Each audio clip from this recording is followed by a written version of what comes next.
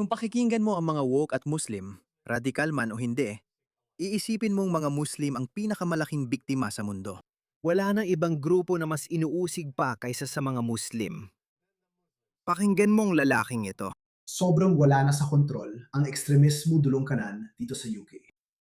Noong nakaraang weekend, maagang pinatigil ang isa sa pinakamalaking Muslim na event sa Britanya dahil naniwala ang pulisya laban sa terorismo na may kapanipaniwalang banta sa mga dadalo. Oo, inaresto nila yung mga taong yon. May ginawa rin akong hiwalay na video tungkol doon. Isa yata ito sa pinakamalaking panlilinlang sa kasaysayan ng UK. May ilang tao lang na nagvi-video ng event gamit ang drone. Inaginala nilang maghuhulog ng mga bomba sa kanila gamit ang mga drone nila, parang sa Ukraine. Tingnan mo ang lalaking ito. Sinakyan niya agad yon. Pinakamalaking biktima raw. 12 katao na ang maaresto sa ilalim ng Terrorism Act. Tingnan mo ang mukha niya. Siya pa rin yung rasistang lalaki. Ito yung lalaking yon.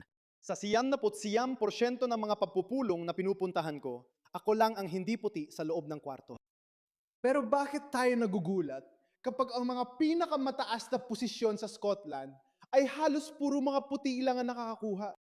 Tingnan mo na lang portfolio ko. Ang Lord President, puti. Ang Lord Justice Clark, puti. Lahat ng High Court Judge, puti. Ang Lord Advocate, puti. Ang Solicitor General, puti. Ang Chief Constable, puti. Lahat ng Deputy Chief Constable, puti. Lahat ng Assistant Chief Constable, puti. Ang pinuno ng Law Society, puti. Ang pinuno ng Faculty of Advocates, puti. Lahat ng presidente, gobernador, puti. At hindi lang hustisya, ang Chief Medical Officer, puti. Ang Chief Nursing Officer, puti. Ang Chief Veterinary Officer, puti. Ang Chief Social Work Advisor, puti. Halos lahat ng unyon ng manggagawa sa bansang ito ay pinamumunuan ng mga puti. Sa pamahalaan ng Scotland, lahat ng Director General ay puti. Lahat ng chair ng bawat pampublikong ahensya ay puti. Hindi yon sapat. Hindi yon sapat. Alam mo, kung pupunta ka sa Japan, makikita mong 99% ng mga politiko doon ay puti. Pero sa totoo lang, iba ang realidad.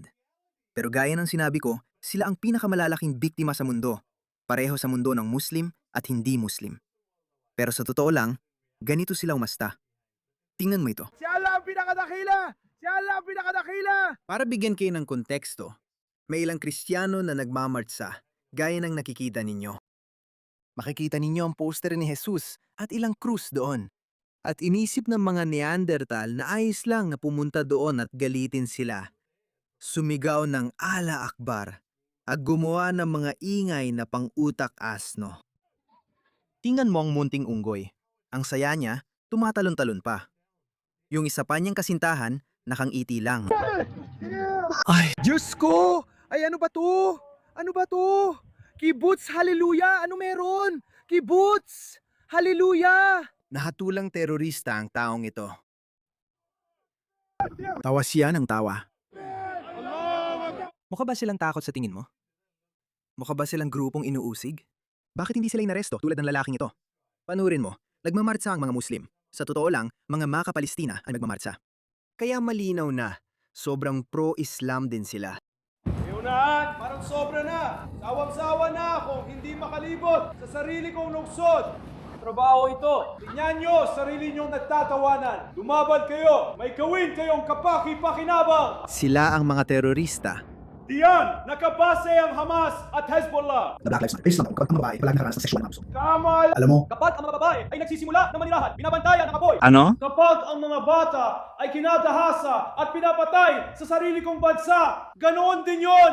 At nandoon ka lang, nakang-iti. Si Muhammad at ang mga Muslim ay puro masasamang ideolohiya. Masama ito. at ano ginagawa mo doon? Pupunta kami sa kabila. Sinabi niya si Muhammad at mga Muslim. Sa tingin ko ang ibig niyang sabihin ay Islam. Pero sinabi niyang masama, mga masasamang ideolohiya ang mga iyon. Inaresto siya dahil sa paglabag sa kapayapaan. Anong ginagawa mo? May karapatan ako! Russell! Hindi tama yan! Muhammad. Si Muhammad ay isang makasaysayang tao. Paano naging rasista yon? Tanungin mo muna, ibigay mo sa akin yan! Ibigay mo sa akin yan! Ibigay mo sa akin yan! Ano ginagawa mo? Bakit ka naman bastos? Birthday mo ngayon! Bakit ganyan ka lang? Ikaw na ikaw talaga! Kasi medyo kuripot ka pare, ikaw talaga. Ano? Binangga mo naman ako sa pinto? Masama ka ba sa akin? Uy, ano yun? Bukas! Dahil sa prosesong ito, magkakaroon siya ng record kriminal habang buhay. Tuwing pupunta siya sa Amerika, Kailangan niyang sabihin kasi tinatanong ito ng Amerika. Ikaw ba ay naaresto na? Kailangan niyang sabihin, oo. Bakit? Dahil dito. Wow! Lahat ng meron ako illegal. Mauna na ako. Talagang wala. Oo. Inaresto siya dahil sa pagsabi nun. Ngayon, balikan natin ang mga Neanderthal na ito. Ito ang mga ito. Tingnan mo sila. Tingnan mo ang mga pulis na ito. Mga simp. Mga unggas. Kahit sini. Walang hiya talaga. Walang hiya talaga. Walang hiyang mga pulis na to. Alam nyo mga pare, kaya nangyayari to. Tingnan nyo to. Walang Islam, walang Islam. At may isa pang graffiti na naging viral kamakailan lang. Ito yon. Tingnan nyo to. Ang ugali ng mga Muslim ang pangunahing dahilan ng Islamophobia. Tingnan nyo ang asal na to. Anong klaseng asal ito? Anong asal to? Tingnan nyo kung gaano siya kaagresibo. Tingnan nyo kung gaano kaagresibo. At itong mga pulis na to, mga simp, duwag, sobrang duwag. Tingnan nyo sila. Nakatayo lang, walang ginagawa. Inaresto nila ang puting lalaki dahil sinabi lang niya na masamang ideolohiya ang Islam. Si Muhammad at ang Islam ay masama. Tingnan nyo to. Nangyayari ito sa buong mundo mga pare. Sa Norway ito. Sa Norway ito. Grabe naman. Sino ang gagawa niyan sa sarili nilang bansa? Sino ang gagawa niyan? Wow! Yung mga taong gumawa nun, pasensya na. Wala nang ibang salita para ilarawan sila. Mga traidor sila. At ang pinakamatindi pa, sinasabi pa nila sa'yo kung ano ang gagawin nila sa'yo. Sa lahat ng miyembro, meron ba dito sa Islam? Wala. May kalidad ba ang pananampalataya? Wala. Kung titingnan natin ang isang hadith ni Rasulullah sallallahu alaihi wasallam ayon kay Abu Hurairah, Sahih Muslim. Wala ang Sunni Muslim na tunay na tututol sa Sahih Muslim o Sahih Bukhari. Tiyak na, tiyak. Ayon kay Rasulullah, huwag batiin ang mga Hudyo at Kristiyano hanggat hindi nila kayo binabati. Kung makasalubong ninyo sila sa daan, pilitin silang dumaan sa mas makitid na bahagi nito. Ganito rin ang sinabi ni Imam Malik. Ito ang dahilan kay may video ng Muslim sa Britanya na gumagawa rin ng ganon. Naglalakad siya sa Golders Green o saan man. At tinutulak niya ang isang Hudyo. Pisikan niyang itinutulak ang Hudyo papunta sa pader, papunta sa gilid ng kalsada. Hindi ko na mahanap ang video ngayon, pero yon ang kakasabi lang niya. Ayon kay Rasulullah sa Sahih Muslim at Sahih Bukhari, huwag ninyo munahang batiin ang mga Hudyo at Kristiyano at kung masalubong sila sa daan, pilitin silang dumaan sa mas makitid na bahagi nito. At sinabi rin ni Imam Malik ang parehong bagay. Sa katunayan, si Umar ibn al-Khattab na sinabi ni Rasulullah sallallahu alaihi wasallam na kung magkakaroon pa ng isa pang nabi pagkatapos ko, si Umar ibn al-Khattab. Iyon ayon sa kanyang sariling kasulatan. Sarili niyang kasulatan, hindi ng United Nations. Sa kanyang kasulatan, kasama ang mga tao ng Syam, kasama ang mga Kristiyano ng Syam, sa kanyang kasulatan, ang kafir at Muslim ay hindi pinapayagang magsuot ng parehong damit ng isa't isa. Kung Eid at nakita ng Muslim ang kafir na maganda ang damit, kailangang hubarin ng kafir ang damit niya at ibigay yon sa mga Muslim. Kita mo? Kita mo ang asalsiga? Sila ang mga taong ipinasok ninyo rito. Ito ang paniniwala nila. Ano sa tingin mo ang gagawin nila? Gagawin ka nilang alipin kung kaya nila. At ginagawa ng mga woke na makakaliwa ang lahat ng kanilang makakaya para siguraduhin na dumami ang bilang nila. Ang kafir kapag naglalakad sa kalsada, dapat magsuot ng pulang sinturon sa leeg, ahitin ng no at magsuot ng dalawang sapatos. Dalawang sapatos na magkaibang itsura. Hindi siya pinapayagang huminga at hindi siya pinapayagang maglakad sa bangketa. Kailangan siyang maglakad sa gitna ng kalsada at kailangan niyang sumakay sa isang mula. Para lang yan sa matatanda, hindi sa bata. Makikita mo kung paano ginagawang Muslim ng Islam ang bata. Ang batang lumalaki sa kufr ay magbabalik loob sa Islam. Bakit? Maglalakad ang bata kasama ang tatay niya. Sabi niya, tay, oo. Bakit po ahit ang nomo? Hindi ko alam kung ano yon. Pinapagawa lang ng mga Muslim sa akin. Bakit po kailangan mong maglakad? Bakit hindi ka pwedeng sumakay sa hayop? Kagaya ng mga Muslim, naglalakad sila o sumasakay sa hayop ng ganito. Bakit ka nakasakay na nakalaylay ang dalawang paa sa gilid ng asno? Tingnan mong ilaw. Tingnan mong mga tao. Tumatawa sila. Tumatawa. Tingnan mo ang mga wet dream. Tingnan mo ang kanilang mga panaginip. Itong ibig sabihin ng Quran, siyam, 120 sila ay pinapahiya. Sa ibang pagsasalin, ibig sabihin nito ay pinahiya sila at magbabayad ng jizya. Tingnan mo. Tingnan mo ito. Ang mga Hudyo at Kristiyano na hindi naniniwala kay Allah at sa huling araw, kahit biligyan ng mga kasulatan. At yung hindi itinuturing na bawal ang mga ipinagbawal ni Allah at ng kanyang sugo. At yung hindi sumusunod sa tunay na relihiyon, ibig sabihin, kayo, bawat hindi Muslim, tanging mga Hudyo at Kristiyano lang. Ang mga Hindu, hindi man lang sila nabibigyan ng pagpipilian. Labanan sila hanggang magbayad sila ng buwis nang sila mismo ang nag-aabot nito at sila'y ganap na mapasailalim. Ang mga woke na kaliwa at politiko ay nagsasabing maging mapagparaya sa mga taong ito. Ulitin ko, hindi siya nakaupo sa Afghanistan. Siya ay nasa Britanya at nagbibigay ng mga sermon na ito. Kapag lumapit ang Muslim at hiningi ang damit mo, binibigay mo. Bakit kapag pinapababa ka sa kabayo, sinusunod mo rin? At hindi lang yon. Sinabi niya na ang mga kafir, pwede silang magkaroon ng kanilang mga simbahan. Pwede silang magkaroon ng kanilang mga simbahan, pero hindi sila pinapayagang magpatunog ng kampana. At kung may Muslim na dumadaan, Hindi sila pinapayag ang magpatunog ng kampana. Oo, tandaan mo lang yan. Hindi sila pinapayag ang magpatunog ng kampana. Pero gusto nilang sumigaw ng Allahu Akbar, yung mga nakakairitang ingay na yon. Gusto nilang magingay gamit ang loudspeaker. At pinapayagan natin, pati ikaw. Tingnan mo ito. Sa bansa nila, bawal pa nga ang tunog ng kampana sa simbahan. Pero ito, pinapayagan ng kanluran. Ito ay nasa New York. Narito ang isang kumot. Naririnig natin si Azam. Halika dito. Sa tingin ko, madalas natin ito ginagawa. Ito ang New York. Gumising kayo mga pare. Magkaroon kayo ng hiya. Alam kong galit kayo. Pero seryoso, narinig niyo siya kung ano ang sinabi niya. Totoo yon. Totoo. Ulitin ko, hindi ko na kailangang sabihin pa. Hindi niyo kailangang makinig sa akin. Kailangan niyong makinig sa kanila. Sinasabi nila kung ano ang gusto nila. Tingnan niyo ito. Ito. Ang mga Kristiyanong Ingles sa Leicester ay kailangang makinig sa panawagan ng Islamikong dasal 5 beses sa isang araw mula sa 70 iba't ibang mosque. Pakinggan niyo ito.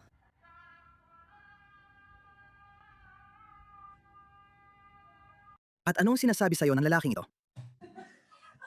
bakit kapag lumalapit ang Muslim, hinihingi niya ang damit mo at binibigay mo naman? Bakit kapag sinabing bumaba ka sa kabayo, agad kang sumunod? At hindi lang yon. Sinabi niya na ang mga kufar, pwede silang magkaroon ng mga simbahan, pero hindi sila pinapayagang magpatunog ng kampana.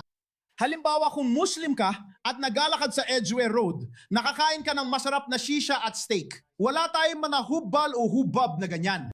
Naglalakad siya, himihimas ang tiyan at iniisip, ayokong magalit ang asawa ko ngayong gabi. Pumunta ka sa simbahan at kumatok. Juan, papasukin mo ako. Kailangan patuloyin ni Juan si Abdul Gufur ngayong gabi. Si Abdul Gufur na may malaking tiyan ay kumakain ng kebab. Kailangan buksan ni Juan ang simbahan para doon siya matulog at magpasalamat bago magpatuloy sa paglalakad. Ginawa na nila yan dati. Si Umar ibn Khattab ang pangalawang kalipa ng Islam. Hindi ito mga sinasabi ng mga baliw na Muslim lang. Lahat ng sinasabi ko sa'yo, inirerekomendo kong basahin mo ang kasunduan ni Umar. Na masakop ni Umar ang Jerusalem noong 634 AD, hindi pa niya nasasabi sa'yo ang lahat ng tungkol dito. Marami siyang nilaktawan. Hindi pwedeng magpatayo ng bahay ang mga Hudyo at Kristiyano na mas mataas sa bahay ng mga Muslim. Hindi pwedeng magtayo ng bagong simbahan o sinagoga. Ang mga nandyan lang ang pwedeng manatili at bawal din ayusin o kumpunihin. Iyan ang mga kondisyon. Pwede kang basta-basta na lang pumasok sa anumang simbahan kahit kailan at hindi rin nila basta mapapatunog ang kampana. Si Umar ibn Khattab ang gumawa at lumikha ng konstitusyong sinusunod nila. Ano sa tingin mo mangyayari sa inyo? At kailangan mong tandaan, kung kukuha ka man ng inspirasyon mula sa, alam mo na, hindi ganon ang Turkey, Indonesia, Malaysia, dahil dumaan din sila sa sarili nilang proseso ng pagbabago. Sige, ang sinumang mapapabagsak sa Britanya ay pinakamalalas sa lahat. Hindi sila Malaysian. Sige, hindi sila mga Turko. Sila ang pinakamatitinding Muslim na makikita mo kahit saan. Kaya nga pati ang mga Arabo ay sinusubukan kayong balaan na ano bang ginagawa ninyo. At kaya rin galit ang mga taong ito sa mga Arabo. Galit sila. Galit sila sa bawat ibang bansang Muslim. Sasabihin nila na walang bansang Muslim na namumuhay o namumuno Nang tama ayon sa Islam. Sino bang asawang papayag tumira kay Juan sa ganong sitwasyon ng maaga pa lang? Anong klaseng kahihiyan ito para sa akin na tumira kay Juan? Tuwing Biyernes ng gabi, si Abdul Gufur ay natutulog din sa kama namin. Dahil suna mag-alaga ng bisita, hindi ba? Hindi kita pwedeng patulugin sa sahig kung hindi mo kaya. Muslim ka naman pala. Paano naman kapag si Abdul Gufur ang pumunta sa bahay ni John? John, matulog ka sa sahig at ako ang matutulog sa kama. Anong mangyayari? Si Tracy ay nasa sahig at iniisip, ang asawa ko ay may ahit na no. Tapos itong isa naman, si Katad, mashallah. Alin ang mas kaakit-akit? Hindi kami bakla, sinasabi ko lang. Isang lalaking may ahit na no at isa pa. Sigurado akong gwapo pa rin si Brad Pitt kahit ahitin mo pa ulo niya. Kahit buo pa ang buhok mo, mas pangit pa rin mukha mo kaysa kay Brad Pitt. Sa league niya at dalawang kulay ng sapatos si Amir Khatib. Si Amir Khatib ang pinag-uusapan natin dito ngayon na may magandang Chechen na sombrero, malaking balbas. Alam mo na medyo nakatagilid. Oo, at may mga badge pa siya doon. Walang Diyos kundi si Allah. Walang Diyos kundi si Allah. May dala siyang malaking baril at suot ang camouflage jacket, bota at guantes. Kahit na may ilang daliri siyang wala, mukhang kaakit-akit pa rin siya. Ano gagawin ni Tracy? May problema si John. Pinapasok lang niya dahil sa kebab at nawalan siya ng asawa. Kaya lahat magiging Muslim, yan mga mahal kong kapatid, ang Islamikong Estado. Iyan ang Islamikong Estado. Pasensya na, pero kailangan ninyong panoorin ito. Munti ko nang patayin ang bidyong iyon nang hindi bababa sa 3 beses. Pero naisip ko, hindi. Kailangan ko itong ituloy. Kailangan ninyong malaman ang paparating. Kaya mataas ang respeto ko sa mga pinakakanan na rasistang siga. Sa UK, malalaking martsa ang isinagawa laban sa pagdagsa ng mga imigrante at refugee. Matindi ang protesta laban sa mabilis na pagbabago ng demografiya sa Britanya. Ipinaglalaban nila ang pagpapaalis ng lahat ng ilegal na imigrante. Ayon sa kanila, ang mga kasalukuyang pulisiya ay nagbabanta sa lipunan at kinabukasan ng kanilang mga anak. Hindi lang mga bata pare. Lahat kayo mapipilitang mag-ahit ng ulo.